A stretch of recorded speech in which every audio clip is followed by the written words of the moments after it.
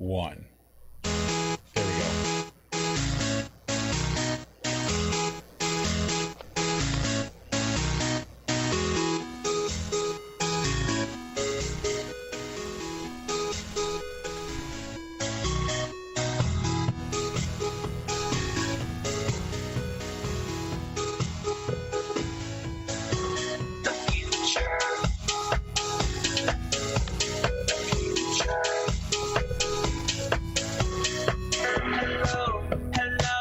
Is there anybody there? It seems I'm all alone again. Does anybody care? This planet's empty. I see no signs of life. Please don't tell me that the human race did not survive. There are no people in the future. There are no people. There are no people in the future. No people at all. There are no people in the future. Where did all my people go? There are no people in the future. Let me try my people call. Where are all my people?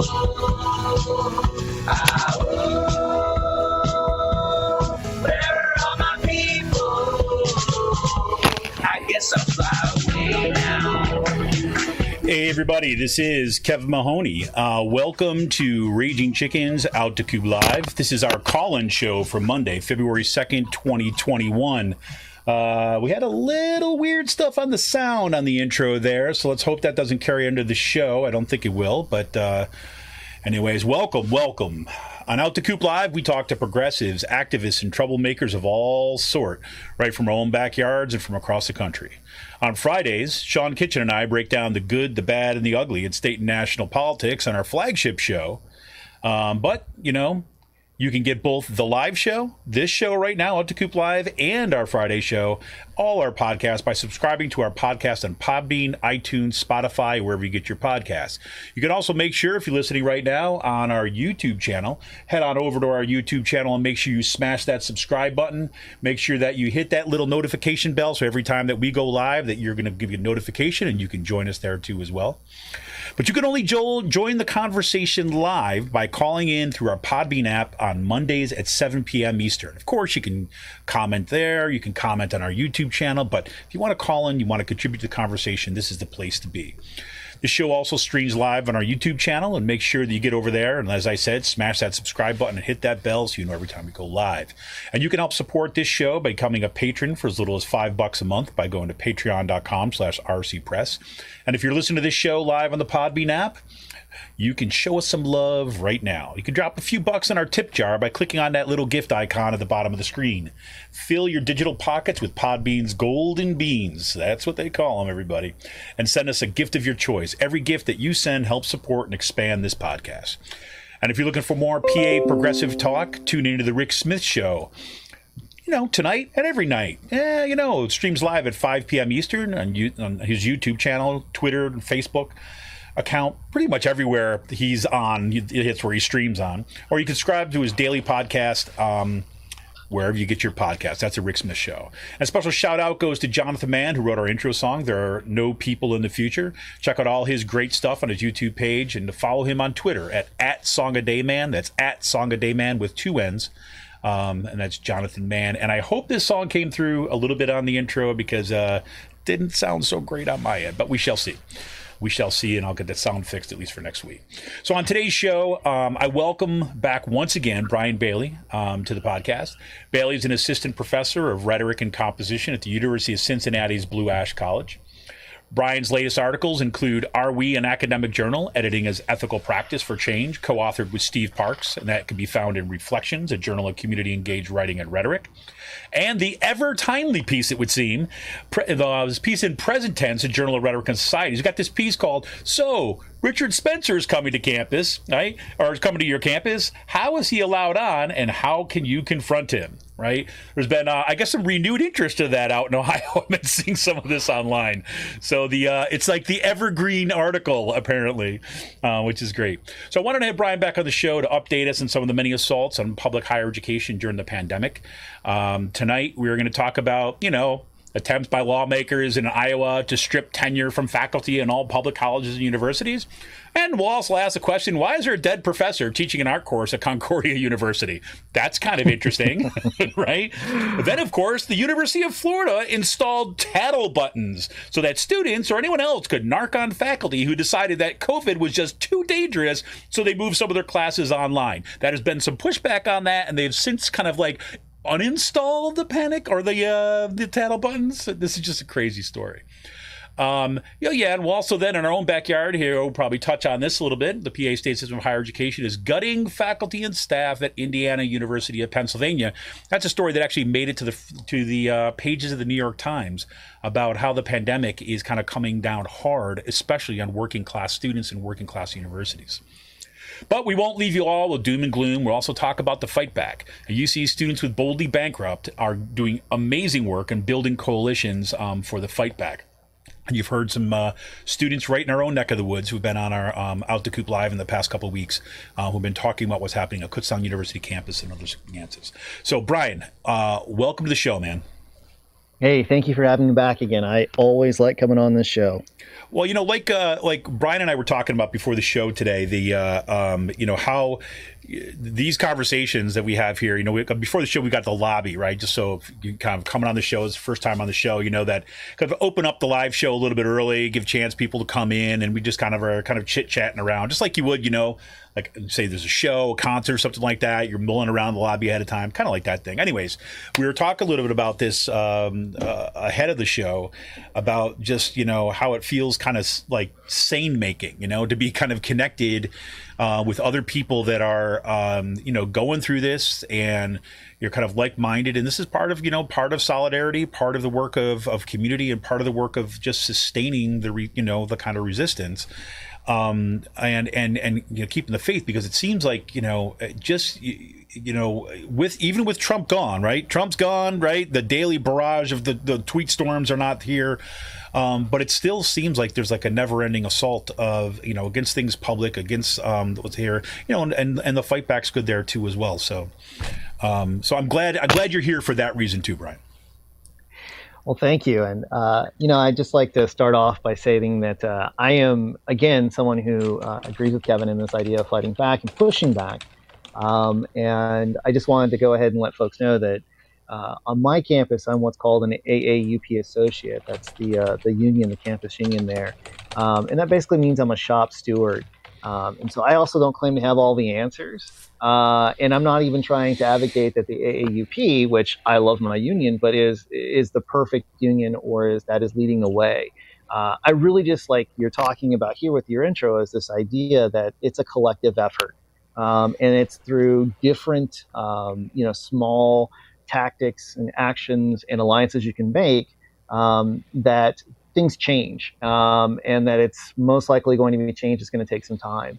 So I'm hoping we can talk about that as well, and not, and by talking about that and making that clear, I really want to stress that it's like we shouldn't be depressed or run down. I know that's hard. I know, especially during when a lot of us are indoors for most of the time now, but it's a long fight, and it's something that's going to take some time, and we're going to have to pick up fellow travelers along the way. I'm glad to hear you put it that way, because one of the things that I've found that's been most difficult in organizing during the pandemic is one, just the face-to-face stuff that is a normal part of organizing, a normal part of political engagement, normal part of our freaking jobs for that matter. But in this, I know that my union, which is ABSCUF, which is specific. It's an independent union of the state system of higher education universities. There's 14 universities at this point, although they're consolidating a bunch of them now, and which I'm sure is going to prove to be a disaster. But whatever, it's like normally our union meetings and union communications that we would have. And we'd see this resistance, we'd see organizing among faculty and staff and students, and there's the appearance is there's less of that going on just simply because of the pandemic. And so, it's also feeling disconnected from some of those mechanisms for organization. And I know that's got to be a struggle at, even kind of union leadership level. And it's also got a lot of folks kind of rethinking, hitting a pause button, if you will, and kind of looking around and wanting to build some coalitions and build some kind of organizing opportunities with students, with community members, with parents, in ways that are potentially has the power to kind of reshape our unions and make them much more dynamic, and kind of much more, in some cases, much more militant, because it'd be kind of connected to a power base that's not just about a service model of unionism. But I digress. But I mean, that's those things about that AAUP's model or kind of ABSCO's models or any organization is not like, this is the way, but rather seeing kind of like we're in a process of remaking, I think, of progressive struggle. I agree. And with that in mind, for folks who don't know, again, Kevin and I are academics. That's our day job, I guess we can call it. We're all laborers. I mean, especially those of us who teach Rhet Comp, we feel like we're quite the laborer, or I feel like a laborer anyways. And, Yep. I just want to get across everybody too, that while it may seem sort of pie in the sky, universities they're not run by hippies, and they're not inherently liberal. And they're also not inherently worried about students. So even though at times, Kevin and I will go back and forth, and I don't want to think we're shutting people out of the conversation, but we actually talk about what we understand, which I think is good. I try not to talk about things I don't understand, or Yep. at least I ask questions. But understanding that what we're experiencing in the university is also what's happening in American society in general, which is that the neoliberal models of how to run businesses, of moving public goods to private hands, of extracting funds from the public sector and from the public services, and trying to put that money in the hands of private holding, private corporations. So, again, those myths that, it's a bunch of hippies or liberals, or that they're inherently worried about students, are not true. So, for instance, at the University of Cincinnati, our board of trustees, which has I think 13 or 14 people on it, only one has a background in education. The rest come out of the business world. And they were all appointed. So they're not even, and they get paid for the job, but they're appointed by a governor. And a lot of times it comes out as a favor or a thanks for helping a governor with their campaign. So my point to get across here is that universities are exceptionally traditional institutions. The people who run the universities, they are traditional, and they're also business minded. They participate in investing their endowments in various stock market schemes. That's why some of the Ivies lost money with the Great Recession and continue to lose money here and there every once in a while. They have several unethical business ventures, as I was talking about in the lobby. One of the things that state institutions have done, particularly state institutions, but even private institutions have done, is to become more like rental management companies, because student housing is not just an 8x10 student dorm anymore, but palatial, luxurious apartments and all these amenities with gyms and you name it, anything that would make them a destination campus to get that high dollar student. They run that, and they have shady business, unethical business ventures often as well when they invest their money. So Kevin could probably tell you about his time at SU when he was a younger man, a young punk, so to speak, working Literally, against literally, because I've seen the pictures in the Daily Orange. Yeah, that I think you were working with divesting from South Africa, right? And the different sort of that's absolutely right. So, yep, absolutely the investment right. The investment schemes that the University administration had. Yep, and wanted to push against the universities for its training in the ROTC program, because we were sending soldiers to training some death squads in Central America. So that was kind of what you were saying. Yes, divestment. Absolutely. All that stuff. Those are real things, right? And so, they want to make money. Yeah. They also have this really amazing big belief, and we're talking again about administrators, that sports increases enrollment, although there is no actual hard data to do that. And as my colleague John McNay wanted to remind everybody, that every year, the University of Cincinnati loses about $30.4 million in the black hole that's known as their football program. They really, the administrators and the board of trustees really believe that is a good investment. On top of that, the foundation for most of the universities that we're a part of, even though we tend to be, or I think that Kevin and I are pretty ethical people, and most of my colleagues and most of Kevin's colleagues who I know and have met over the years are exceptionally ethical, good people. But the institutions themselves, I mean, especially at land-grant universities, this is land that was granted to these universities through the Morrill Act, which was basically taking any land that was taken away from indigenous Americans and basically given to whatever they wanted to do with it. So the federal government started giving out to universities, as well as a lot of university founders were slaveholders, and they made their money because with slaves, because that was a huge way to make money in the beginning of the country. So, for instance, just to show I'm not casting stones, the University of Cincinnati was one of the founders was Charles McMicken. He was a slaveholder. And much like Thomas Jefferson, had children with his slaves and had entire families that were off the books, but he took care of. And just recently, University of Cincinnati decided to remove his name from McMicken College of Arts and Sciences.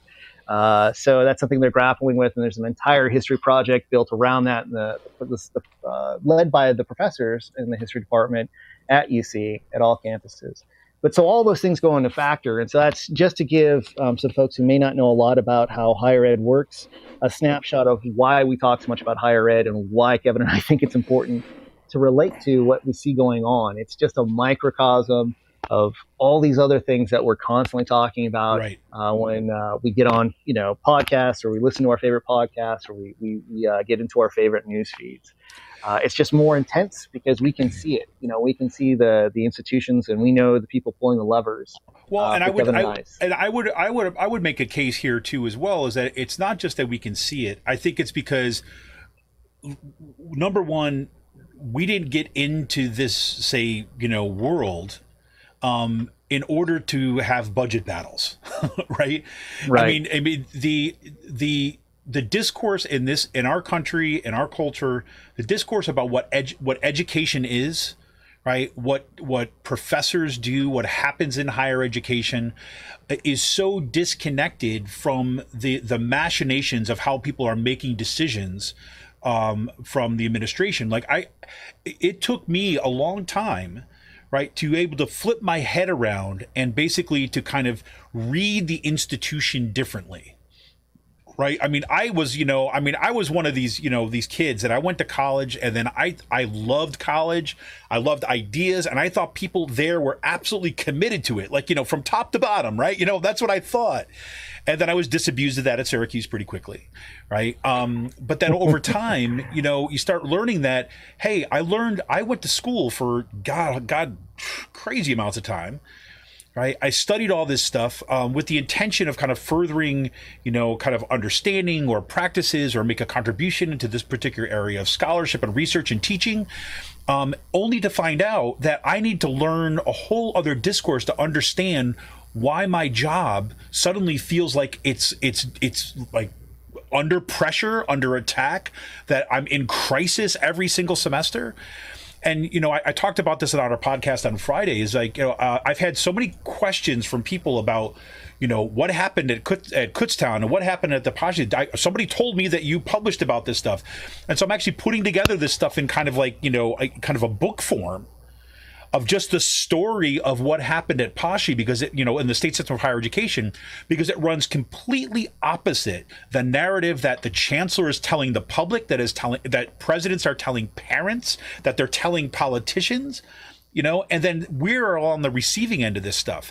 And so, what I've found over the years is that the more I begin to understand the kind of decisions that have been made, and the kind of the corporate, not just business, but corporate mentality, like hedge fund mentality that's going in to higher ed, is that the more I find opportunities for alliance with people across the spectrum. Right. So, I mean, suddenly it's like it makes a hell of a lot more sense that we're making sure that we're reaching out, not just to parents, but to, people or small business owners in our town, into, to food service workers. Right. To every time that there's a strike in there, we should be there. Things like this, like building out that connection, because, we might have in higher education, this is what I find, and I'll stop talking in a second, but in higher education, I think there's a lot of folks that think, that it's a step above, right? And so they try to keep this distance from everyone else. And I'm like, holy crap, man. It's like, it is not the case. It's like, this is under assault just as much as any other institution, even if we're a little bit later to the game than what's happened to, the decimation of other parts of our economy. But, end diatribe for now. Yeah, and I completely agree. And so, that's one of the things, again, the sort of the destruction of what we have is, say, like any other industry, because it is an industry, and that's basically what it's become. Like this first piece I wanted to talk about. So I call it let's get Teaching into from this. the Dead. Exactly. Look, Brian, here's the thing, is Brian is very often one of my first lines of news when it comes to like stories that are going on in higher ed, because he's so on this stuff. And when this came across my feed that you posted, I'm like, just stop. Just stop. But go ahead. Yeah. Let's take us into it. Yeah.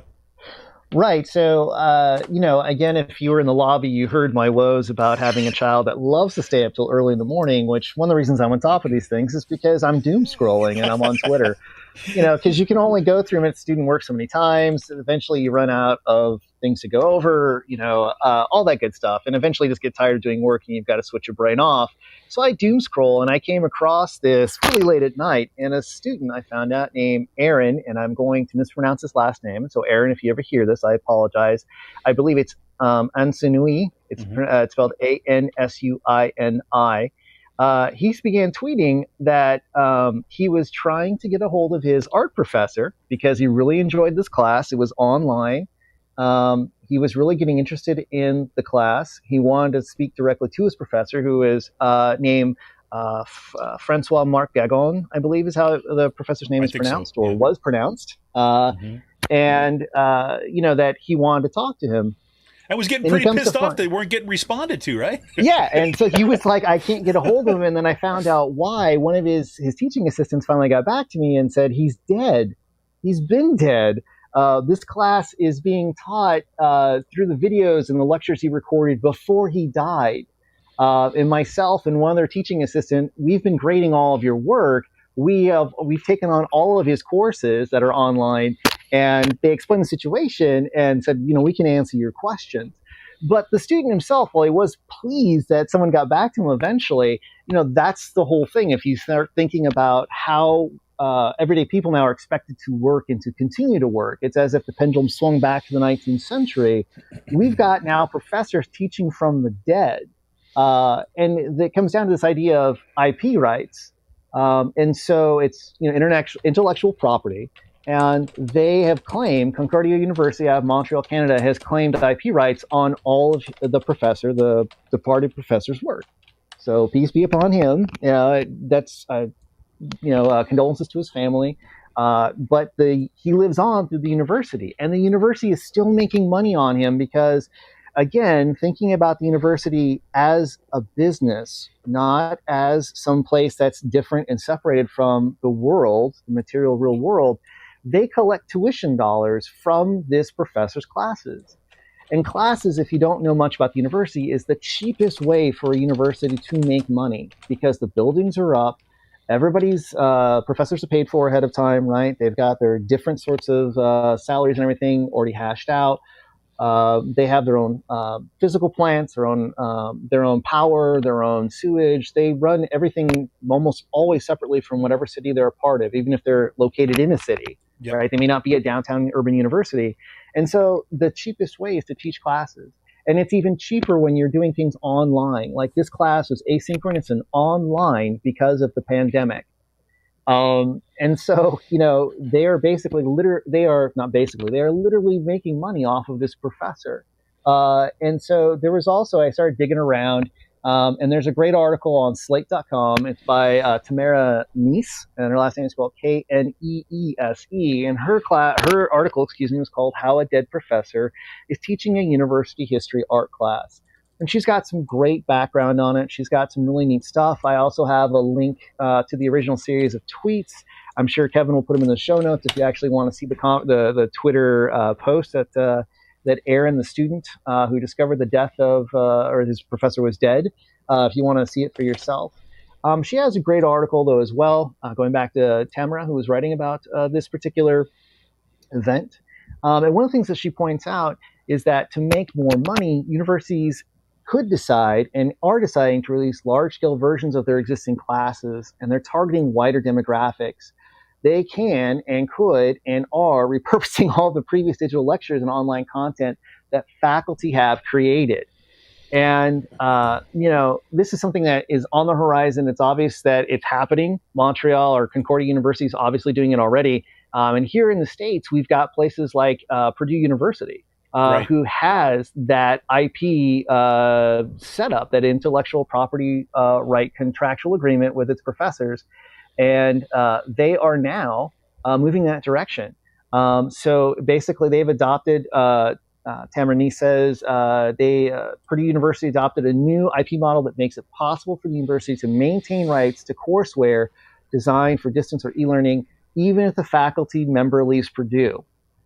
And so you get into this really strange concept where the product being made, right? So that's always that basic idea of value, right? And the product is moving away from the person, the labor who makes it. And, the value is basically extracted by how much it can be sold for. And correct me if I'm wrong, Kevin, I'm not up on my marks. Yep. But at the same time, now what we're seeing is not only that, but even the use of that product that's created through labor. And so you're seeing it now being implied in particular ways where the professor no longer has control over it. He, she, they has no say in how the course is taught or what's cut or what's revised or the scheduling. It's now just become the universities. And that, I think, is something that's really speaks to the direction the university is moving, where they want that setup where they've got the zombie professor and a bunch of, graduate students, if they can get them, because almost no place will allow graduate students to organize, so that they can just grade the work and give the feedback for the students. Right. And when you get in that kind of scenario is that you get a situation where, okay, if you're going to hire faculty at all, you might hire them kind of coming in, you hire a more limited number of faculty members, and you hire them, say, for example, on a 2-year stint, right? And part of that stint is to come in and deliver, quote unquote, these courses. Right. So they're delivering the courses, and then that's all being recorded, and then they go on. Right. Then they're kind of, they're fired or their contract is up and they move on. But those courses remain. And so then say just for sake of argument, then you take like the next 3 years, 4 years, 5 years. Right. And all you're doing is basically replaying that package of lectures, those package of courses that were already delivered. And that is just kind of free money for the university. Meanwhile, you have literally like graduate students like laboring in the basement, right? Sitting online and responding to all these chats and everything. And what struck me so much about this instance at Concordia University is the fact that the students had no idea. Right, because it's you can imagine a scenario, and I'm not a proponent of this, let me be clear, but you can imagine a scenario where students were aware of how that was working, right? That they were going to be delivered these packages of courses by, whatever, famous faculty members who were once here, right? But in this case, you had the contract, right, if you want to put it in these terms, between the student and the university that they're going to be taking a class with actually faculty members. And to have the surprise of not only is that faculty member not there, but that faculty member is dead, right, is astonishing. Yeah. And, I remember back in, I remember Jim Zabrowski, okay? Jim Zabrowski, right? Jim? I know who he is. Yes, okay. He was already gone. He was gone by the time I got there. Right. So Jim is down at the University of Houston now, I believe. And Jim Zabrowski, he was one of my kind of mentors. He was on, my committee. One of my most important mentors, I think, at Syracuse University, was there for a master's thing. Was Seth Kahn, good friend of ours. Seth Kahn's station director, and I remember having this conversation with Jim when he was mad at his computer, as I like to always say to him at one point. And he and I were actually we're doing an independent study reading Marx's Capital that summer, and he was mad at his computer, and we got talking about this, and he said I was the last holdout to get kind of a computer on my desk. for this. And I'm like, I'm thinking like, oh, what are you, a Luddite? Kind of like, what, you just kind of hate the technology? Right. And he said, no, he said, because the reason why they're putting the computer here is because they want us to answer all of our own emails, and therefore putting the kind of secretarial staff out of jobs. Right. And that's how Jim always thought. Right. He's always thinking about the kind of relationship of labor. And this is exactly this kind of case where they're extracting the labor. Right. They're kind of taking, and alienating kind of the producers of it from the actual content of it, and then selling it out as a commodity. I mean, it's really astonishing. And, I remembered when there was first of all, these are, when you're talking about intellectual property rights, I mean, that's the kind of thing that, for most people, they hear, your intellectual property rights when you put something up on D2L or whatever kind of learning platform you have. And that's the kind of thing that I think most, especially newer faculty, look at that and think, okay, my brain is going numb, my eyes are glazing over, I'm going to pay attention to something else, right? And yet those fights are we're seeing the kind of fruits of those fights, right? And who's winning those fights at this point through these kind of stories. So right, and that's the thing is the IP licensing that's involved when you go on with a learning management system like D2L or Canvas or Blackboard. It's just like if you've ever played an MMORPG. Exactly. If you played WoW, World of Warcraft, or if you can go way back and you played something like EverQuest, EQ, or even look at you dating yourself. I know, right? Lineage was out at one time, Final Fantasy IX, any of those, right? And yeah, absolutely. Now I feel old. But anyways, that's like the EULA agreement, right? You just click through it because it's like, I'm not going to read all of this. And nobody really does expect you to read that. And that's basically what's happening is this is where that labor is being commodified and turned into a commodity that you no longer even have touch with, and you profit nothing from, even though it was all of your time and effort. And amazingly, Jim was right. I mean, even now, as you said that, I'm sitting here looking at my laptop that my campus gives me because I'm supposed to take it home with me. Right. And so I'm that always, was once a secretary. Yeah, and exactly. Yep. Well, even at say like UC, like if at the University of Cincinnati. Now, I teach at Blue Ash College, which is a regional college, and it's a bit different than the center, or what I like to call the mothership campus, which is Clifton, which is what people imagine when they think of the University of Cincinnati. But at Blue Ash, when I first got there, I was really impressed by the fact that every department had an administrative assistant, right? What would have been in the past called a secretary, that job position anyways. And since I've been there, because they've rolled out so heavily with making sure everybody has portable devices, and because it was in the name of efficiency and of saving money, you've got now administrative assistants like ours in particular, who is a wonderful, lovely woman whose name is Amber Kuftick. She is like the administrative assistant for like 4 different departments, and she rotates throughout the week to the different departments. Now, she spends a lot of time in my department, which is English and Communications, because we're one of the largest departments on campus. Right. So she's there quite a bit. But, when you think about the working arrangements because of the technology, it's supposed to have been making it easier for us. And what it's done is it's actually removes people from the workforce. And that's just something that, again, I think Jim was obviously much more awake than you and I were. Totally. I mean, I remember at that point being like, oh my God, computers, like, thank God, let me get one as soon as possible so I don't have to type it on my like Smith Corona freaking like manual typewriter or something like this. And that doesn't mean that the computer, and Jim's whole point was all this, like, look, the computer is not the enemy here, right? It's like, it's the expectations and the relationship that's built into that technology, right? And that it's the relationship that's embedded in there, because there's no reason, like, say, for example, like my job could be much more effective with a computer if I did it with a computer as opposed to not having a computer on my desk, right?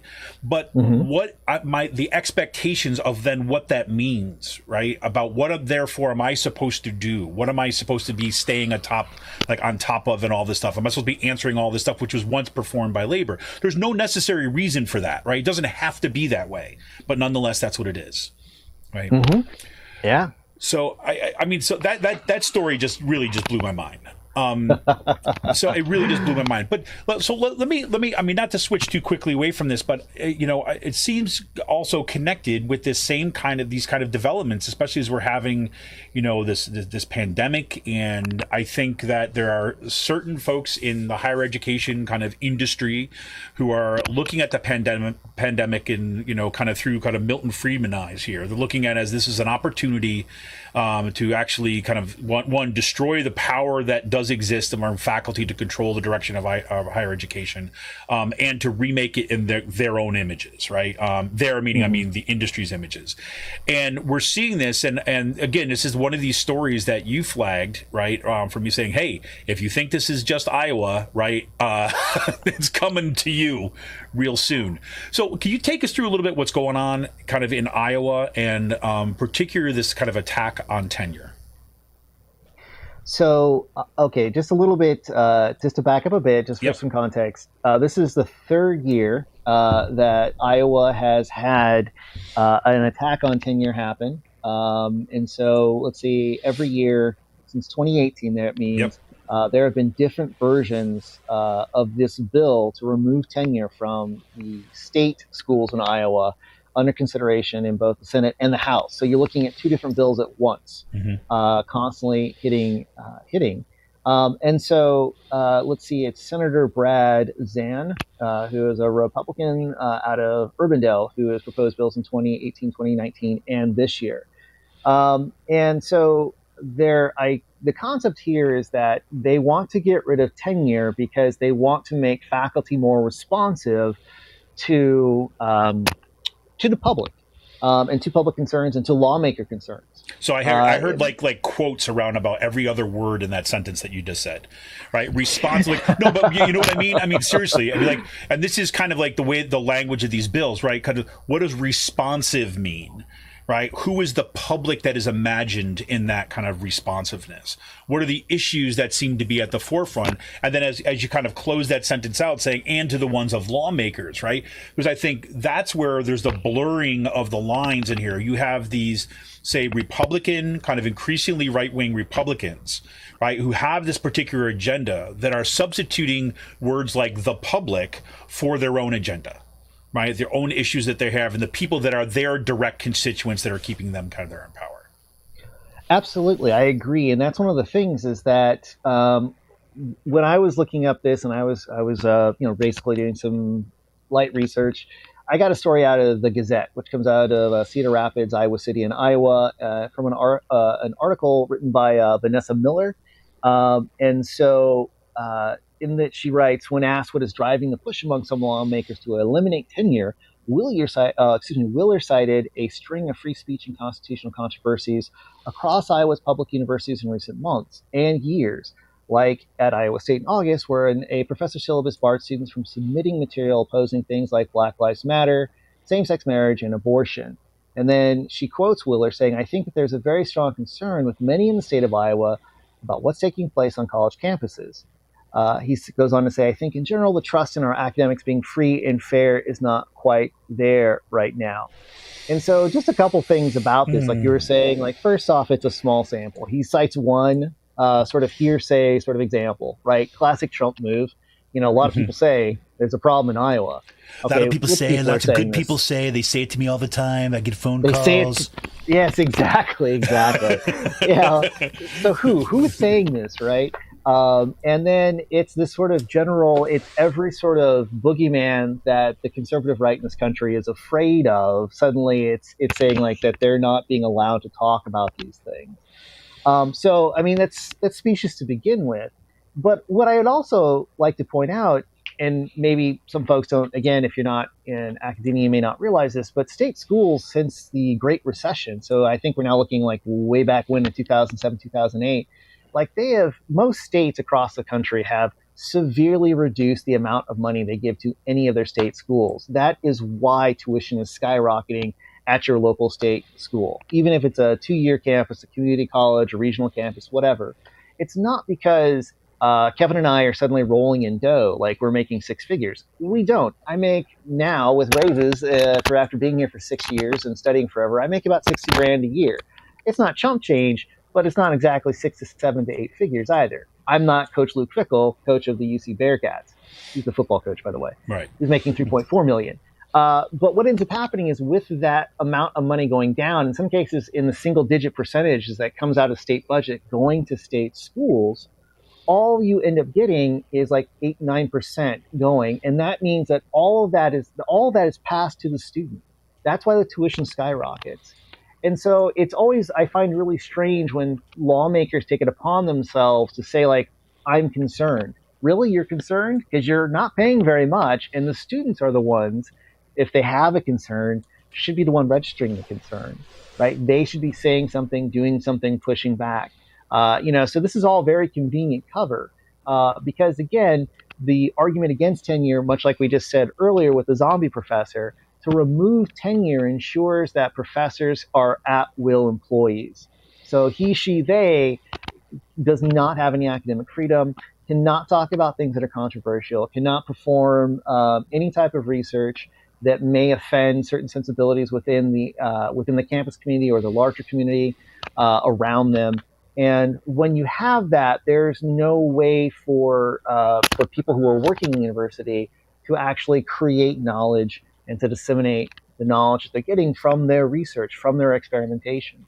And so, this is all cover. And that's what really irks me is it's constantly, this is the cover to remove tenure, when really what they're saying is we just don't want people to feel comfortable, and we certainly don't want particular ideas that are troubling out there being spread on what they think is, for the legislators, they think for whatever reason it's their money and not taxpayer money. Exactly. So, I'm just always sort of, I'm always flummoxed by that. And I wish that it would just be, there would be a moment where someone would challenge one of these lawmakers and say, like, hey, wait a minute, how much are you paying the state universities? Are you really a stakeholder? It's classic, like just, snap, break, smash, and then you can just hire in anybody at a lower rate. And he even goes on to say this, the people interviewed in the interview talk about how people are still going to come to Iowa and work no matter what. Because because other people interviewed had said, like, this would be a problem. People would leave this particular school. And it happens, and it does happen. So the University of Wisconsin-Madison was like this huge, like, crown jewel in the American academy when it came to all types of research. And when Scott Walker was the governor and broke all those unions and literally curtailed academic freedom through the state constitution, they lost so many faculty that were considered really important to their fields. And while it may not mean a lot to you, that also means that their ranking as an institution went down. And since so many people do tend to see with that sport mentality of like, it's a competition, my state school versus your state school, that's how state schools start to lose standing, is that they lose their faculty. It doesn't matter about the administrators. It's like what ends up losing standing among state universities is who's there, who's working there in the classes with students, who's doing research there. And this is how it starts, but that's because these folks are so short-sighted. They just don't think of things that way. They want to have labor working as cheaply as possible, just like every other industry now in the United States. And if they could, I'm sure they would offshore it, or they would let your professor die and then, just have a student, grad student teaching the class. Right. Right. I got a question here about what percentage of that PhD budget goes to higher ed. Yeah, I just responded to that. So I don't have that figure right. I'll see if I can come that out. But I'll tell you right now is that it's decreased dramatically since like the 1980s. It used to be the case that students and their families used to pay about 25%, 30% of the total costs involved with education. That was back in the 1980s when the system was first kind of brought together and founded as a one state system. And now those numbers are flipped. So now students and their families are responsible for about 75% of the total cost of their education. And Pennsylvania now has the second, depending on how you figure it, the second or third largest percentage of student debt in the country. And a lot of that is surprising. If you look at the debt coming out of the state system of higher education, it's extraordinarily high, even compared to some other state system universities. So, the funding for higher education in the state, is been dramatic. It's been cut like, yearly. And this is not just as, this is, a bipartisan agreement, right? Democrats and Republicans alike have taken part in the kind of, the anti-government, all taxes are bad, nothing for the public, everything for me. So that's been part of it. I mean, if you looked at what I give you this one kind of point of comparison where I got to look this up, because basically I got to look at what the exact numbers is, because what happened in one of the more recent budgets is the money that used to go for higher education, right, was flip-flopped with and kind of put to the prison system, right? So you almost had like a 1-to-1 point of comparison where you had the prisons getting an increase by the same kind of percentage and dollar amount, actually, then the higher education got a decrease, right? So it was a direct 1-to-1 swap on the school to prison pipeline, right? So we'll see. I'll see if I can track that down before the end of the show, just to get back to that, because it's good to know for the percentage of budget. One last thing I'd like to add really quick, though, about this is whenever anybody wants to break tenure, the other thing that they'll bring up, which wasn't brought up this time in Iowa, is that they're trying to keep everybody productive. And so what they're saying is they want to weed out the dead wood, right? They don't want people just getting tenure and then sitting back on their laurels and collecting a paycheck. But the problem is with doing that is that becomes this bureaucratic nightmare. So ironically, the government, or the party of small government, when they start to advocate for these things, what they're doing is they're taking the control out of departments and colleges and administrators, because there's a huge chain of how people are just given tenure, right? It's not just given. It's like you have to go through and be reviewed, and you've got to have observations, and experts come in and testify from outside of campus about your ability to add to the overall scholarly conversation, all this good stuff. That's stuff that, if you're not an academic, probably bores you to tears. However, what you do want to think about is what that means then is that the government is deciding that what's productive and what's not. And that becomes this bureaucratic nightmare where you suddenly have to have these new institutions and these new committees at the state level who are looking for and basically acting as the inquisitors, of productivity. Which is just really odd for a party that supposedly believes in small government, that they suddenly want to add these sort of committees and install them when there are already apparatuses and places in these institutions to take care of all of this. So it's really strange, again, it's just this way to sort of break this and to make it as cheap as possible and be able to use plug and play and turn folks into robots and use zombie professors. Absolutely, right. And I think, I like to say this every opportunity I get a chance to do, just to underscore this point. Like when we're talking about tenure, right? What tenure is? I mean, tenure is, is due process. That's it. Right. It's the idea is that, what Brian used the word before once, what seems to happen in Iowa wants to be turning everything into at-will employment is basically that you can get fired for no reason. Right. So like in Pennsylvania, we're kind of an at-will place. So, if somebody doesn't like my hair color, doesn't like my personality, doesn't like, kind of the music I listen to, they can fire me. And that is perfectly legal under state law. Right. They can't fire me, like discriminate against me because I'm an African American or that I'm a woman. But because that's protected under kind of a constitutional amendment. But, they just don't like who I am. They don't like my personality. They don't like like I said, the tone of my voice. They can fire me and don't have to worry about it. What tenure does is like what happens in a lot of other states that are not at will is basically saying, okay, if, after a certain period of time, right, if you're going to fire me, it has to be for cause. It has to be for a reason, right? Not just because you don't like me or you've decided that you want to do something else. Right. Yeah, and that's a big thing too, is when it comes to those projects, again, that may force people not to like you. So say you work someplace that has black mold all over and you decide to start documenting it and doing studies about how it's unhealthy for everybody who has to go into that building every day. Students, faculty, staff, guests, whatever, right? Yep. That's what the tenure does, is it provides that shield to say, like, this isn't right and no one's fixing it. And so another example of a health issue would be, for instance, like, faculty working all the way in Virginia Tech, they were one of the first people who started telling the nation, the Americans that there are problems with lead in Flint, Michigan, because they started testing the water. Now, if they didn't have academic freedom, if they weren't protected by tenure, that they could have been run out of their job, because it's maybe a member of the board of trustees, or maybe an alumni who has some hand in what's going on in Michigan doesn't like that, a big alumni donor. Before the establishment of tenure, they could have been run off for telling the truth and saying there is a health crisis in Flint, Michigan, which, by the way, is still happening. Right. That and everything going on there with lead, without tenure, those researchers, those academics would not have been able to do that and to publicly announce their findings.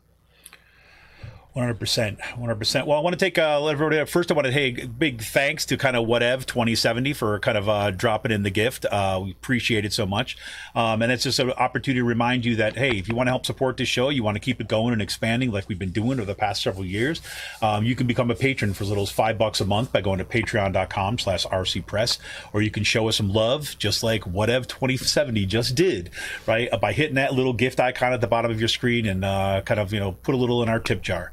Like, every gift that you send helps support and expand this podcast, and it goes right into making sure that we can deliver homegrown progressive media and keeping the media in the movement in the media right here and Out to Coop podcast from Raging Chicken Press. So we're going to get to, if there's folks that want to put some messages down in there, you got any questions for kind of any, like either me or for Brian, be great. And I definitely want to move into some of the, I promise you that we wouldn't end on doom and gloom. Right. So we'll see if there's any kind of anything you want to wrap up with this thing that's going on in Iowa. Right. And then now I definitely want to say, I want to hear about, talk a little bit about what's happening. If you've been listening to the podcast at all, when Brian's been on before, I've been talking about this student run organization called Boldly Bankrupt, and they're kind of building out this coalition, and talk a little bit about what's actually happening at kind of UC and the model that is kind of being built there. So Brian, I don't want to kind of cut off the conversation too good, but is there anything else you kind of want to kind of throw in about what's going on in the Iowa situation before we talk about what's happening at UC? Hey, if anybody listening is in Iowa, you need to start talking to your state reps and just point out the irony of what they're trying to do, considering they're the party of small government, as well as just ask them, are you really that concerned about education? Because I'll bet you a dime to a nickel, it's less than a double-digit percentage of the state budget's going to any of the state schools in Iowa. Absolutely. 100%.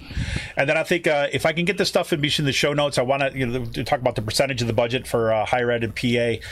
If I don't get a chance to do it after the show, I was just looking up trying to grab it quick now, and I don't want to kind of just go down some hole of numbers while I'm trying to run a show. So I'll kind of look for that afterwards and put some stuff in the show notes, or maybe follow it up on next week's show. But definitely, I can't tell you,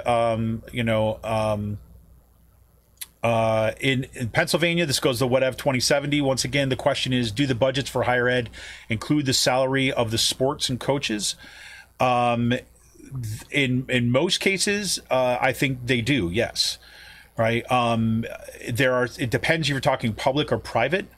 I know that there's some public schools that have some percentage of the salaries that might come from outside fundraising. But yeah, I mean, that's part of the budgets.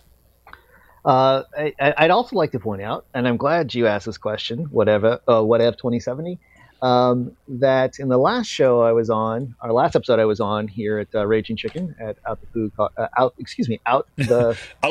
podcast. Sorry, man. Just trying to make things difficult for the world. That's it. That's right, man. Tongue twisters for the win. The coach, who I mentioned earlier is a passing jab, probably not too clearly. Coach Luke Fickle is the football coach here at the University of Cincinnati. He was making about $1.7 million a year. The university decided they wanted to keep him. They turned his contract to a $3.5 million a year contract. And because it's gone beyond what they actually can budget for him, and this happened during a pandemic, by the way, when a bunch of us in the faculty took cuts to our various funds to try to help out the university during COVID. They actually, because they went beyond what they had budgeted for his salary, they actually started fundraising.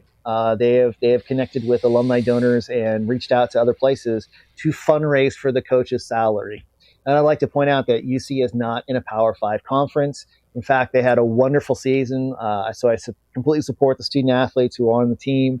They had a great season. but because they're not part of a Power 5 conference, they weren't even in the discussion about playing for the national championship because they're what's considered the other 5 conference, or one of the other 5 conferences. So, the logic even of doing it seems sort of weird if the purpose is to win and get a national championship, but the system's already set against you to not be able to do that. Why even pay that amount of money? What's the point? Are we a minor league football team? Is that what we're doing? Is we're developing talent for the NFL, coach and player? I just find it strange. But yeah, it usually is included. But here at UC, they've gone one step beyond, to quote the old song lyric, and they are now fundraising to keep the coach here at UC. That's great. And Brian, we got a question here from John that wants you to talk about Senate Bill 5 that was introduced 10 years ago today. What a anniversary. And this was later repealed by the people of Ohio by public referendum, a huge union victory.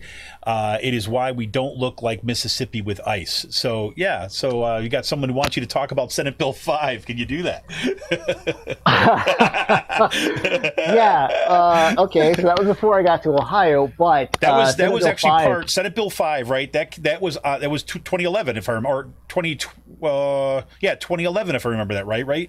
That came on the tail of after what happened in Wisconsin. This was one of the bills that was floated as part of the Tea Party victory in the midterms, and one of the reasons why Raging Chickens started, right, was part of this whole deal. Yeah. Yeah, and so first off, just let me plug my colleague John McNay, who actually wrote a great book about this. And so if you ever get a chance, it's called The Battle of SB5, if I remember correctly. And what it would have done is it would have removed any sort of union collective bargaining, right? It would limit the collective bargaining for public employees. It would have prevented us from charging fair share dues. And it basically, for all intents and purposes, what it would have done is it would have gutted public service unions in the state of Ohio. So this is something that comes out of good old ALEC. It's Koch brother funded, and that was what the Koch brothers wanted when they were taking that attack to unions, again to privatize all the public goods, and they literally wrote the bill and passed it on to then Governor Kasich. And even early drafts of the bill still had like the ALEC headers on it. So the Republicans in Ohio, in Ohio were passing it around, and it's still got. They didn't even have the chance or even the wherewithal to clean it up and try to make it look as if they wrote it. And so it was a union busting bill is all it was. And the reason, and this is probably the more upbeat stuff that we can start getting towards, is the reason it fails is because you have all of these public sector unions come together, AAUP being one of them, my union, which I was not yet a part of at the time. I think I was a member of Adjuncts United at Syracuse University. But AAUP was on the forefront of that and really challenging that out there, demonstrating, working together, going across different union boundaries and saying, hey, we've got to do this. We're all in this together or we're all going to swing. We are going to lose everything anything and everything that we hold dear. In keeping these jobs and having these jobs and being able to support ourselves, to have benefits, to have due process. And it's through all of the various unions coming together that they basically crushed this by voter referendum, that they got rid of it. They created a campaign that was both political. You had folks like John McMay, my colleague at UCBA, who was going up to the state Senate and the state House and was testifying. You had people making pleas online through Twitter and Facebook, and you had folks who were out there talking it up, educating, doing teach-ins on campus, as well as educating their neighbors, talking about stuff, getting into the local news. And it's through that massive, creating that ally network that this was turned back. And again, it's great. It's a great. I didn't realize it was the anniversary, so thanks for pointing it out. I should probably do something special for it because I'm going to have a stout. That's what I'm going to do. I'm going to have a stout after the show. That's going to be my It's apologize to anybody who's got kids around, but that's my fuck you to the bastards who tried that Senate Bill 5. That's going to have my stout for tonight.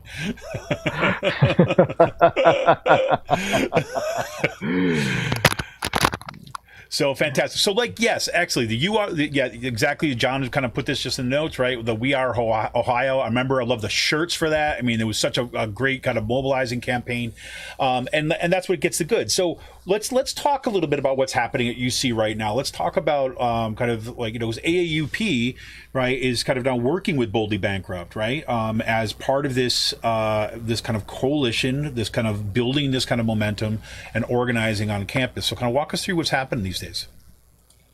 So what's happening now is that we've got Boldly Bankrupt, which is a student-run organization I've talked about in the past when I've been here. If you could put that in the show notes and the link to their website. Yep. What they're really pushing, and they're working with the AAUP, is the 51% campaign. And so what we're trying to do together is to say we want UC to be spending 51% of its budget on the education mission, the educational mission, and therefore education in general. We want the money going back into classrooms, back into the different sorts of things that are purely educational, because right now we're at, I think, about 45 to 46% of the budget is being spent on the educational mission. And so one of the things that Boldly Bankrupt is doing is they are actually pushing for it's called Show Me the Money, I think is what they're calling it, but it's basically a receipt. They want a receipt to see where does their money go, because again, students end up paying for all these new sort of projects, whether it's to become to put in new buildings, to become landlords essentially, and property management companies, whether it's to have great sports teams or at least well-funded sports teams. And with state budgets, constantly pulling money back, not giving money to universities, students are paying for this. And so it's called Where's My Receipt? Fight for the 51. 51, yeah. Yeah, and so when you can look at the ask that they have, if you click the link, and really it's a memo that basically says they want accountability. They're pointing out things that, that there's patterns of spending coming from the administration aren't reflecting the priorities of what should be an educational institution. It's become really apparent during the COVID-19 pandemic. As the adjustments brought on, because of the pandemic, going online, not going on campus, not having a bunch of services are not reflected in their tuition bills. And so really what they're asking for is they want transparency. They want to know where the money is going, and they want accountability, right? They want to make sure that the money is allocated to the university and its colleges. And so they actually did this. They got this going. They sent this out. And eventually they did actually have a response. So they were able to meet with Bob Ombach, who's a senior VP of finance, and the provost, Christy Nelson, on December 2nd. And so they are set up for a follow-up call in January. And again, I think that first meeting, from what I remember and listening to it, much like the meeting that your student activist group at Cutsdown had, was one of those things where they're sort of, the administration's kind of pushing it off and trying to, flat hand them, or as well as get out of there as quick as possible. Right. But what's important is that the students doing this realize that they can't do it on their own. And they're actually making this coalition, and they've got everything set up so you can, have information at their website. You can check it out. I totally recommend it. A completely student-run organization. But they're also reaching out. They themselves are saying, we need students, we need parents, we need faculty, we need alumni. And they have a checklist of what you can do and places you can go and how you can help them hold the administration accountable. And so this is one of the ways that the AAUP is reaching out and working with students, right, to make them part of that process of saying, we need an institution that focuses on the educational mission, not on sports, not on the idea of being a destination campus, not basically not a property management company, but an institution concerned about students, concerned about education, concerned about making its education as affordable as possible, concerned about providing the best quality education possible, and making sure that the colleges within the university have what they need to just run the daily business, right? And a lot of this is connected to, and I've talked about before in the show, is performance balanced budgeting, which is essentially, as we've talked about, and if you've got children around, you may want to turn it down. Budgets are bullshit, right? Budgets are an example of values. Budgets are socially constructed.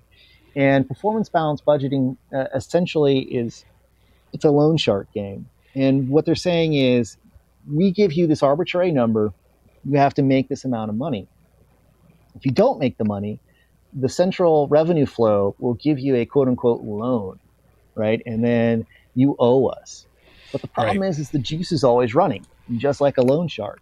So formerly McMicken, now just the College of Arts and Sciences at UC, has had a down year. It got one of these, for lack of a better term, loans, and has still, even since then, even though their FTEs have been super high and they've been packed, has never gotten out of the hole. So what ends up happening is it's that extension of disaster capitalism, that extension of neoliberalism, where they're saying, well, then you need to cut. It's all about austerity. Right, exactly. And so you've actually got, like, they're cutting administrative assistants, they're cutting supplies, they're cutting, you name it, anything they can cut, they get rid of. And so you've got a department that isn't able to function because you literally have gutted it, that it can't function. Right? There's nobody there in the department. The administrative system is gone, or doesn't exist, or is going between places. There are no supplies. So you've got this sort of planned, destruction of a system. And at the same time, they then say, well, okay, we can go outside the campus, you can go outside the university and get partnerships, which is great if you teach, or you're a department that does something that corporations want, because really what they're saying is go out and get money in corporations.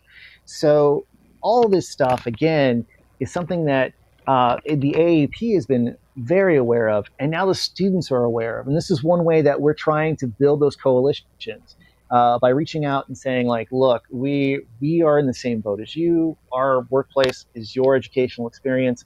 Let's do this together. And at the same time, let's constantly keep stretching out. Let's constantly use our different connections, and let's reach our different demographics we can touch, so we can create that larger alliance that's going to be needed to take on an institution that never sleeps, never stops, and has a full staff dedicated just to the bottom line. Right. And I also think what this speaks to what's necessary in order to push back to as well. I mean, I think that's so much about this coalition, right? This and the kind of reaching out to different organizations and expanding the kind of, the roots, if you will, right, of this movement and this pushing back is basically also saying, like, yeah, look, we can't do this on our own, right? Negotiating just kind of behind the scenes isn't going to cut it. Right. And like very many things that we see happening in, national politics right now, is that it becomes a time to go big, right? And to kind of reimagine how we reinvest in, these kind of what we used to just call the service sector, but we can call like the caring and kind of nurturing infrastructure of a democracy, right? And this is kind of seems like a really kind of important moment. And I think that, this is the kind of thing when I can, I pass on this stuff, I pass on examples of this to my own union, right? And to my own kind of like local union leadership, and to the statewide too as well, basically saying, look, this is the kind of thing we need to do, right? And, there's obviously, this is not news. There's been a group of us who've been, working on this for years, right? As long as we've been there. But there's that, there's a hesitancy, and to see that actually a student kind of driven organization that kind of expands up and see the kind of union kind of connect up with this group and then say, okay, together we're going to move forward. We're going to begin to articulate this stuff. Like, I thought the whole idea about like show us the receipts, just like that language was freaking awesome. Right. And like, keep it blunt, keep it simple. Well, exactly.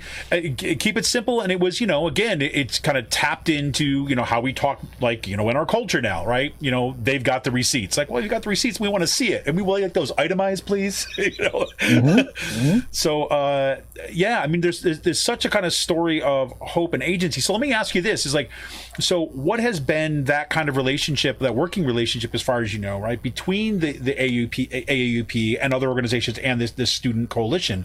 Has that kind of like been mutually reinforcing? Has it been the kind of thing that's, we should be paying more attention to what's happening there? Well, it's been mutually reinforcing in the sense that it provides hope, which I think is probably the biggest thing needed right now, Yes. especially during the Trump years, to have students who are actually concerned about this and we're saying like and questioning like what is going on, especially for those of us in humanities who like to think that we help foster critical thinking. It was refreshing. It was great, and it was good to see students standing up for themselves. A lot of the times that we're trying to do it is, and again, this is one of those things where it's because we're a large organization, we have people who are tasked with working with them. But also, I mean, this is why we have to get out of that romantic notion that there's an individual hero who's fighting all these battles. Exactly. This Yeah, isn't the great point. Sylvester Stallone movie with Fist. Isn't that what it was called? Do you remember that Oh film my with God! Sylvester Yeah. Stallone? Yes. Yeah. So basically, it's supposed to be the story of Jimmy Hoffa without being about Jimmy Right. Hoffa. Yeah. And, Exactly. but it shows him as this protagonist that's literally out in the streets with axe handles, beating up cops and such who are trying to break up a strike. But that's not the reality of it. And I think that's one of the things that's also been, at least for me, eye-opening, and a lot of the people who are younger in the organization, is to realize that it is sincerely through group effort that this type of work happens, because there's no way, especially for those of us who teach at a regional campus, that we could do this kind of work and stay this sort of connection, right? So there is somebody who's tasked with dealing with this. And so people might say, well, that's not real, right? That's so sort of removed. And it's like at the same time, yes, but we're also multifaceted people who have more than just our jobs and our careers. We have families. And also we just, we teach heavy loads. Like at the regionals, we teach 4 4s, right? Yeah, that's what I'm teaching at Kutztown. Yep. Yeah, so it's 4 classes a semester, writing intensive courses. I've got 20 students, so I've got 100, essays at any one time, right? So it's like, this is what happens, and this is how you have to be able to work within the network, and understand when you need to step up and when you need to step back, when you need to participate, maybe hold back, but it's been that way of understanding like we can do these things and getting out of basically that sort of what I would like to talk about as like a business model university. Yeah. Because I think that at times, and again, I love the AAUP, don't get me wrong, but I mean, we tend to start to rest on the idea like, well, collective bargaining's coming up, contracts coming up, negotiators will take care of that. And I think that it's been mutually reaffirming in the sense by having us working with students in particular to remind us, it's like, well, no, it's participation from rank and file as well. It's participation in working with students. And it's participation in even just making it a part and foregrounding it every day and thinking about it. And that's how I think about it. Yeah. For me individually, we'll go to me at the individual scale. It reinforces how I work with students and to remember that they are real people with real concerns. And I've tried to foreground that anyways throughout my career, but it really hits home, especially during the pandemic, that it's like, this is a turbulent time for everybody. And college and being a student absolutely does not help. So, it's been on several levels completely reaffirming. And, there's also instances where, unfortunately, and I don't know if you're aware of this, but in the state of Ohio, adjunct faculty cannot organize. Right. I do know that. Yeah. Yeah, we've had multiple bills that are always killed in committee by Republicans to try to allow adjuncts to organize, and grad students as well. So at the state level, they have made it illegal for these two groups to organize. So this is the way they're defined, and they can't join AAUP, right? Because there are certain requirements that have to be met. So one of the things that is also happening is thinking about ways that we can try to make better choices and be ethical. And so now what's happening at the University of Cincinnati is not just the AAUP, but also faculty senate being involved. And being, such a network of various alliances and having a strong union chapter definitely helps, because that's also the folks who are in your faculty senate. And so they're doing reports now, and they're pushing and making strong recommendations as much as can be made at committee level, saying that, adjunct faculty, who are a majority of the faculty, and again, if you're not in the university, if you're not in the academy, you may not know this, but most faculty now are adjuncts, which means they are contractual. They may just be for a term. They may be for a few years because they're considered like visiting. They may be, a long-term adjunct that has multiple year contract, but it's contract work. Right. And they're now pushing for, like, we have to pay them more. They're often paid per class. They're often paid per unit. And it swings wildly at UC, where you've got some adjuncts, because of the department they're at, they're getting paid $800 a unit. So that means if you've got a 3-unit course for that entire semester, you get to make, $2,400, right, for one class. If you break that into a 40-hour work week, that's below minimum wage. Correct. Right? Yep. But then you also have a wild swing where some other departments, they're making as much as $3,500, per credit unit. And so that's one of the things that now Faculty Senate is promoting. And so, Amber Pemplo, who is in my department, she's a communications professor. She's part of this, and I've been following what she's been doing with that. And it's amazing, like, how this has become, without like a bunch of rigmarole and centralized organizing, the way that, okay, or the last time that we've attempted to try to help the associates, and the associates have wanted to organize, they haven't been able to, it's been killed in committee, then we have to, as people who have tenure, or at least on the tenure track, have to make the choice to make it better and to make it more ethical. And this is how we're going to do it, by taking what we can do within our power to try to help these folks and get them basic stuff like workspaces of their own, offices of their own where they can meet with students, a clear set of standards when it comes to hiring, a clear onboarding that's consistent across the entire university, a clear sense of how to promote within that particular line of work, and even professional development. And just to show you how extensive it is when you've got contingent faculty, like overall, the university, 62% of faculty are full-time and only 38% are contingent. But that is amazingly misleading, because when you start looking at the individual campuses that make up the overall university, it gets much, much closer in the numbers, right? So at Clifton, for that individual campus, it sort of reflects the overall university. 66% are full-time, 34% are contingent. But then you come where I'm at, my regional college, UCBA, 47% are full-time faculty, 53% are contingent faculty. Yep. If you go out to the other regional college in the system, UC Claremont, and this is a number that I just found out about researching for the show, and it shocked me, right? 25% of faculty is full-time at Claremont. 75% is contingent. It's freaking nuts, man. But when you start looking at these numbers, if this system is wrong, it's because people like us who do have that shield of the tenure track and tenure, like, it's because we're letting it be wrong. And that's what I'm really proud of, and that's what I think is happening. Is when you start seeing people connecting across the various lines and making alliances, it also affects what they do outside of those traditional roles of being a union member. They go out and say, well, wait a minute, let's think about this, even this specific part of the job, as like what Jim was talking about. What's the physical consequence of this, of having this particular piece of technology, of having these hiring practices? Oh my God, that's horrible. We should do something about that. Right, absolutely. And I wanted to remind everybody, if anybody does want to call in, got a comment, got a question, feel free to kind of hit that little call button at the bottom of your screen. We'll be on for a short time more. So if you want to kind of drop in or additional comments, but we'd love to hear from you too as well.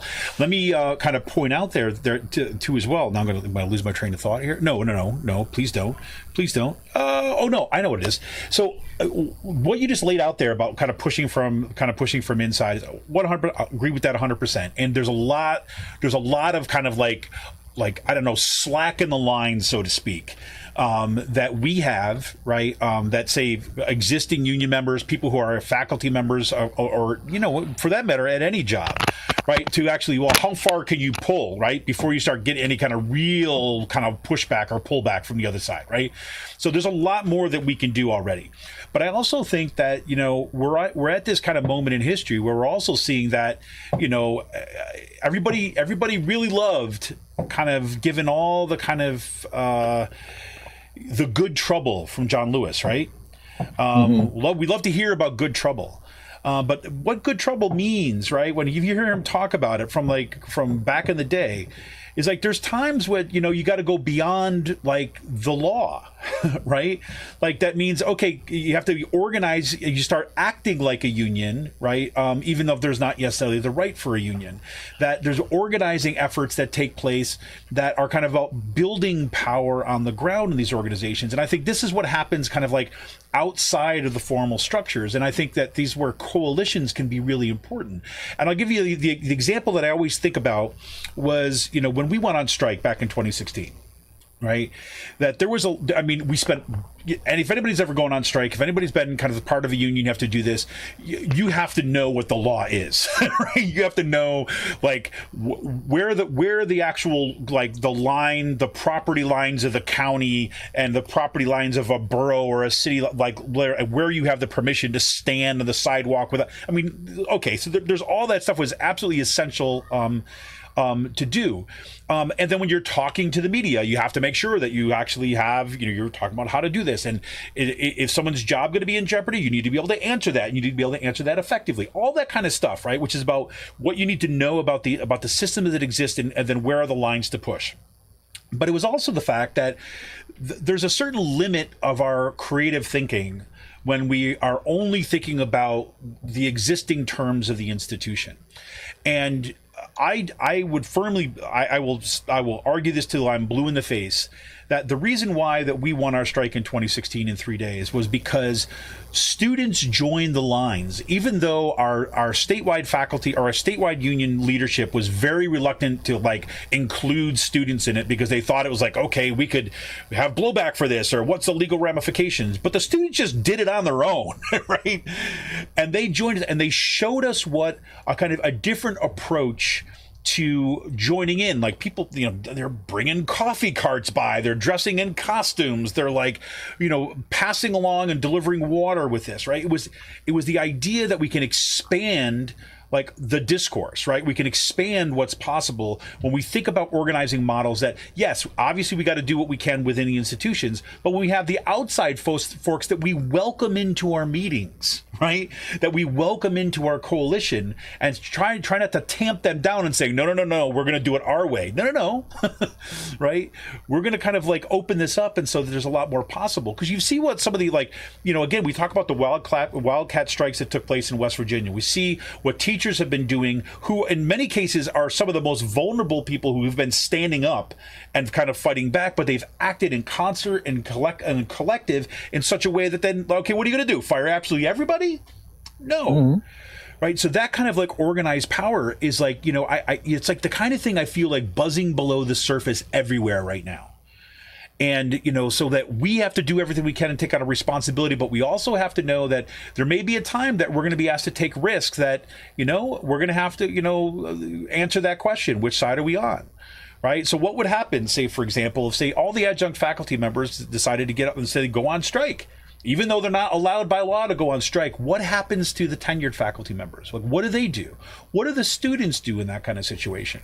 And I'm not asking you for an answer to all those things right now, but as much as kind of saying those things, like having those questions as part of the, part of a discussion ahead of time are really important, right? Because they say like, hey, you know what? When labor unions were founded in the United States, guess what? They were illegal, right? Absolutely. When African Americans went and sat down at lunch counters, demand to be served, guess what? That was illegal, right? Yeah. I mean, it wasn't just frowned upon, right? There was actually barriers, and they had to fight for those things. And and I don't want to kind of glorify the idea, yeah, we're gonna run to the streets or something like this. Obviously, you do it with planning and strategy. But I think that we're at this moment, and reading through some of those documents from Boldly Bankrupt, I was just like astonished to see, like, the tiering of the organization there. Right, where kind of like we have these asks, it's like a clear sense of we have this specific ask, and the specific ask isn't the end, right? But it builds on to that next step, right? And we're building out these coalitions, and we're going to kind of like address this or organize power because together they can't divide us. So it's pretty exciting, if you ask me. Absolutely, I agree. And how is your student organization at Kutztown doing? I tell you, there's a group of students now that are KU activists who have been, had them on the show a couple weeks back now, and they're doing just really cool stuff, right? They are spending a lot of time. It was just fascinating hearing them talk about their organizing process at this point. And their organizing process is really built on building out these kind of social networks and kind of relationships with other students. I'm spending a lot of time in conversation with each other to kind of say that this is kind of shows us what's possible. And, they've had a couple of sit-ins, right, where to kind of draw attention to what's happening with the COVID situation, that our university president is forcing everybody to kind of go back to in-person classes. And they're very kind of thoughtful in their approach. And this is, for me, this kind of a marker of the times, is that several of the students that are involved with the KU activist group, for example, got their, cut their teeth for the first time in any kind of political action during the Bernie Sanders campaign. Right? They had never been involved in politics, didn't do this, and when they started hearing what Bernie was saying, they got involved, and that was, the first time they ever were involved, and that energy didn't go away, right? It didn't go down to kind of the hole of despair or defeatism. It went into thinking about, okay, how do we take what we learned, and how do we organize in here? And they're taking those lessons and they're organizing on campus, which is really phenomenal. So. Yeah, and it's one of the things that I think is unfortunately often maligned. I think a lot of what I'm seeing in the popular press tends to paint young folks as, well, first millennials, and I think it's odd because most millennials are in their 30s now. Right. But I think they tend to see them as obsessed about social media, and living that sort of FOMO life and trying to present the best social media face they can. Not to say there aren't young people who are like that. I'm sure there are. However, I think that it's one of those moments of false consciousness, this sort of myth that's being bred that we have Gen Z is somehow apathetic. And I don't think that's the case. I think that so many young people have grown up and basically had their lives bookended by horrible international or national events, that as they get older, they're now saying, we can't continue with normal. And I think that one of the things that is happening again with COVID, much like you were saying, and much like I've been talking about Boldly Bankrupt, is they are thinking about how can we reform things, especially in this time when it seems like normal is broken. And there's a possibility for change, that things can be different, that we can't go back to what was. And I think that, again, to just go back to the idea that it's young folks, and in particular, it's led by women and it's led by people of color, right, who are really saying we're not going back to what was before. And I think that's where I find hope. And I find, again, that idea of each one teach one is like that networking is possible, that, with some planning, with some diligence, with the tools that are available to us, and some concerted effort, you can really build those bridges and activate those networks when you need them to get stuff done. Yep. And as long as you keep focused on what do we want to get done, keep it tangible, keep it material, then you've got that drive and you've got that excitement. And it's several factors coming together. I know it's not any one thing, but again, like you were talking about with the Sanders campaign, that really, I think, energized other groups of, I can't believe I get to use this term, but young people, because I guess now I am old. You're an old man. I'm an old, right? You're an old. So yeah, that is if they weren't motivated by BLM, if they weren't motivated by Me Too, if they weren't motivated by any other number of causes, the Sanders campaign, I think, also lit up a lot of folks as well and made them understand change is possible. It's difficult, but it's possible. And as individuals, we have to participate in larger networks to make change happen. That this is how everyday folks make change, is they band together. They're not Elon Musk. They're not Jeff Bezos. They don't have billions of dollars. They're not profiting from everybody else's misery during the pandemic. But they have time. They have their bodies. They have their minds. And these are the three things they can use to work towards a tangible goal. There you have it, man. Well said, man. That's, I think, I just look at the time. Look, we've got away from us again. But I mean, I can't think of a better message to be kind of like closing out tonight on. Is like absolute. I mean, you couldn't have said it better. But I mean, kind of any other say closing thoughts or kind of ideas looking forward. I'm sorry, we got the phone ringing in the background here. But closing thoughts to leave folks with. As much as you can, stay positive. I know it's difficult. Again, we can't go back to what was before. We can try to be better. I know it's just, even with the insurrection and everything else, it might be bleak. But change is possible. A whole nother world is possible, to use the old phrases. Exactly. And it can be possible through new alliances. You don't have to think about it. To go back to Stallone and Fist, it doesn't have to be axe handles in the street. Right. We can use new tools to get to that better tomorrow. Absolutely, 100%. And I think that that whole idea that we can expand our imagination, and I know for me, the one tangible difference already, right, with having Trump gone for office, for example, is that just some of the kind of mental space has opened up, right? And again, if anybody's listened to the show before, that I'm not going to be sitting here and I'm not kind of like, on the Biden train, look, I'm glad that he's in office and not Trump. Right. But I mean, I think from the progressive left perspective, we got a lot of work to do. Right. But for me personally, I'll speak for myself, it feels different now. Right. It doesn't feel hopeless, doesn't feel quite as wrought as it had been. And, and I'm seeing it every day. I mean, see what's going on here with Boldly Bankrupt at kind of you see what's happening with KU activists here at Kutztown. And I'm looking at the organizing that just seems to be happening every place I look right now. So I do think that this is a more hopeful time than we've seen in a long time. And I think that kind of what you said there's no going back, right? That this is not about just kind of finding some sort of mythical normal. But now's the idea where everyone's being called to the task, is that we've got some of the most significant challenges ever to deal with, like with climate change, the defunding of the public sphere, right? Like racial justice, historical inequities, are all on the table right now. And if if that whole idea, about, go big or go home doesn't apply now, I don't know when it does. Oh, absolutely. Especially with Biden and this administration.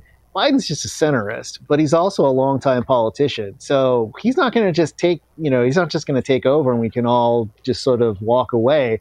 We've got to keep pushing the administration. We've got to keep making demands. And whether that's through your union or through an community activist network, you've got to keep making those demands. You've got to keep pushing for what you want. We have to keep pushing for what we want. Joe Biden is not the new Messiah. That's for sure. That's for sure. Well, hey, man, it's been great talking to you. And I want to, special thanks to everybody who's been participating in tonight's conversation. And the questions have been great. Definitely kind of, you're welcome back here anytime. And I'm sure they're going to be bugging you in the future, too, as well. As we see, I think I hit a critical mass of of following your Twitter feed. I'm like, okay, now it's time to have him back on, because this just puts it over the top. Dead people teaching? Okay, come on, we're gonna get zombie professors teaching zombie professors. History. There you go. Well, hey, man, I appreciate you so much coming on. I appreciate you taking the time, and everybody out there, I want to remind you that if you want to help support this show, you can become a patron for as little as $5 a month by going to patreon.com/rcpress. Or if you're listening live on Podbean right now, what you can do is hit that little kind of gift button at the bottom of your app and just kind of leave us a couple bucks in our tip jar by sending us a gift. Special thanks, goes out to Whatev 2070 for the gift that she sent today. And, support support your local progressive media too as well. I mean, we need to build out our infrastructure in every single way. If you're listening on YouTube or you want to go check out our YouTube channel, go look under for Raging Chicken or just search for Out to Coop Podcast. Make sure you hit over there and hit that subscribe button, hit that little bell. So every time we go live that what's going to happen, you can join the conversation. So special thanks once again to Brian Bailie, coming us from UC. I appreciate you taking the time, Brian. Hey, no, thank you for having me. And again, I'm glad people are listening. I think this is important, to have these spaces where we can talk about the stuff and you don't feel alone and realize that you're not alone. Here, here, man. Here, here. All right. Solidarity, brother. Solidarity, brother. All right. This is Kevin Mahoney, editor and founder of Raging Chicken. I'm going to go out once again with the awesome Jonathan Mann on my little soundboard that seems to be having some issues this evening, but I'm going to see if we can get him to play us out anyways. There he is, Jonathan Mann, everybody. See ya!